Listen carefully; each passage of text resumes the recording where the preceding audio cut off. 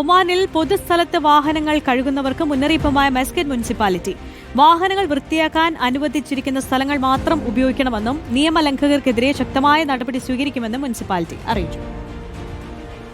ഒമാനിൽ പൊതുസ്ഥലങ്ങളിൽ വാഹനങ്ങൾ വൃത്തിയാക്കുന്നവരുടെ എണ്ണം വർദ്ധിക്കുന്ന സാഹചര്യത്തിലാണ് മസ്കറ്റ് മുനിസിപ്പാലിറ്റി പൊതുജനങ്ങൾക്ക് മുന്നറിയിപ്പ് നൽകിയിരിക്കുന്നത്.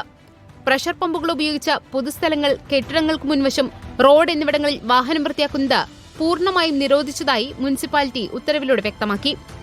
ഇത്തരം പ്രവൃത്തികൾ പാരിസ്ഥിതികവും ആരോഗ്യപരവുമായ പ്രത്യാഘാതങ്ങൾക്ക് കാരണമാകുമെന്നും ഉത്തരവിൽ പറയുന്നു. വാഹനം കഴുകാൻ ഉപയോഗിക്കുന്ന വെള്ളം കെട്ടിക്കിടക്കുന്നത് മൂലം പലയിടത്തും ദുർഗന്ധത്തിന് കാരണമാകുന്നുണ്ട്. ഇത് കൊതുക് ഉൾപ്പെടെയുള്ള പ്രാണികളുടെ വ്യാപനത്തിന് കാരണമാകുന്നതായും കണ്ടെത്തിയിട്ടുണ്ട്.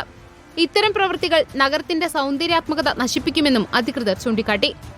പരിസ്ഥിതിയും പൊതുജനാരോഗ്യവും സംരക്ഷിക്കുന്നതിനായി വാഹനം കഴുകുന്നതിനായി അനുവദിച്ചിരിക്കുന്ന ശരിയായ സ്ഥലങ്ങൾ മാത്രം ഉപയോഗിക്കാൻ എല്ലാവരും തയ്യാറാകണമെന്ന് മുനിസിപ്പാലിറ്റി ആവശ്യപ്പെട്ടു. നിയമലംഘകരെ കണ്ടെത്തുന്നതിനായി പരിശോധനയും ശക്തമാക്കും. നിർദ്ദേശങ്ങൾ ലംഘിക്കുന്നവർക്കെതിരെ ശക്തമായ നടപടി സ്വീകരിക്കാനും തീരുമാനമെടുത്തു. Reporter, Oman.